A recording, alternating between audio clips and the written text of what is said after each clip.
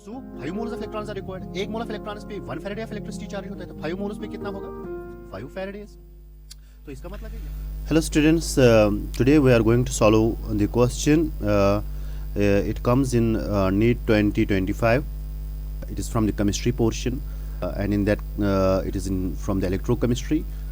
Electrochemistry portion, it is from the Faraday's laws of electrolysis.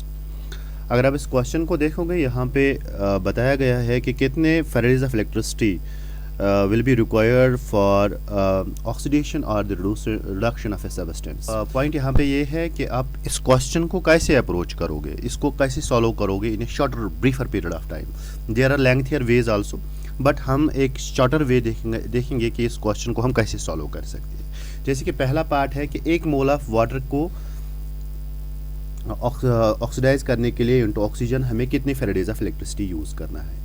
तो हमें यहाँ पे जो सबसे शॉर्टेस्ट अप्रोच यूज़ करना है वो है ऑक्सीडेशन नंबर मेथड। वो क्या बताता है, हमें just find out the change in oxidation number. जैसे कि अगर हम यहाँ पे कहेंगे, if I am talking about we are having water and it is getting converted into oxygen. यहाँ पे ऑक्सीडेशन स्टेट ऑक्सीजन क्या है? -2। यहाँ पे एलिमेंटल ऑक्सीजन है, तो इसलिए ऑक्सीडेशन नंबर क्या है? 0। तो change in oxidation number is 2। So what does this 2 signify? ये 2 बताता है हमें कि we require 2 mole of electrons are required to oxidise 1 mole of water. ठीक है ना। और आपको पता है कि 1 मोल ऑफ इलेक्ट्रॉन्स पे जो चार्ज होता है वो होता है 1 Faraday and that is 96,500 Coulomb's. यानी 1 मोल ऑफ इलेक्ट्रॉन्स पे 1 फैराडे ऑफ इलेक्ट्रिक चार्ज होता है। ठीक है, लेकिन आपको कितने चाहिए? 2 मोल्स ऑफ इलेक्ट्रॉन्स, इसलिए कितने फैराडेज आपको लगेंगे? 2 फैराडेज। सीधे ही बात है। तो पहला ऑप्शन जो है वो आएगा सेकंड पार्ट, एक और सेकंड पार्ट आएगा। सेकंड, इसी तरह अगर हम देखेंगे, यू आर हैविंग ए पर manganate ion MnO4 negative which is getting converted into Mn2 positive. अगर आप देखो यहाँ पे मैग्नीज का ऑक्सीडेशन स्टेट है +7, यहाँ पे +2 है, तो चेंज इन ऑक्सीडेशन नंबर जो होगा वो होगा 7 - 2, okay, that would be 5. So it means that 5 moles of electrons are required to convert 1 mole of permanganate ion into manganese dipositive. So 5 moles of electrons are required. 1 mole of electrons पे 1 Faraday of electricity charge होता है, तो 5 moles पे कितना होगा? 5 Faraday's. तो इसका मतलब है यहाँ पे जो बी पार्ट है इसमें जो आंसर आएगा वो आएगा कौन सा? D part.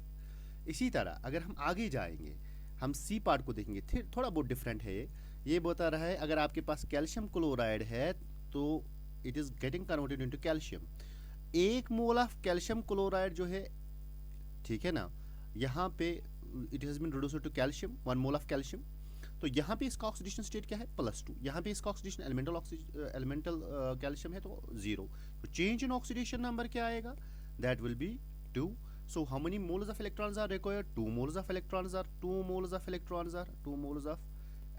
are required for the reduction of 1 mole of calcium chloride to form 1 mole of calcium. लेकिन आपको कितने moles of calcium बनाने हैं? 1.5 moles. तो 1 मोल कैल्शियम बनाने के लिए आपको 2 मोल्स ऑफ इलेक्ट्रॉन्स चाहिए, यानी 2 फैराडेज ऑफ इलेक्ट्रिसिटी चाहिए। अब आपको 1.5 मोल्स ऑफ कैल्शियम को बनाने के लिए कितने चाहिए? आपको चाहिए सीधे ही 1.5 × 2 faradays of electricity, so that would be 3 faradays of electricity.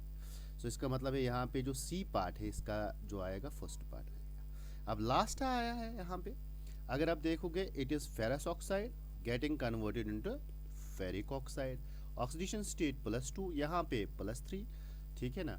So for conversion of 1 mole of ferrous oxide into 1 mole of ferric oxide, so how many moles of electrons are required? Change in oxidation number कितना है?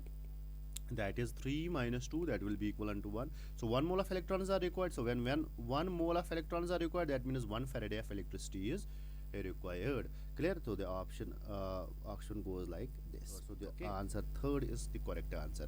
So simply what you have to go for, whenever you have to solve this question, use this formula. Number of Faradays of electricity required will be equivalent to change in oxidation number multiplied by the number of atoms undergoing oxidation oblique reduction. Thanks a lot.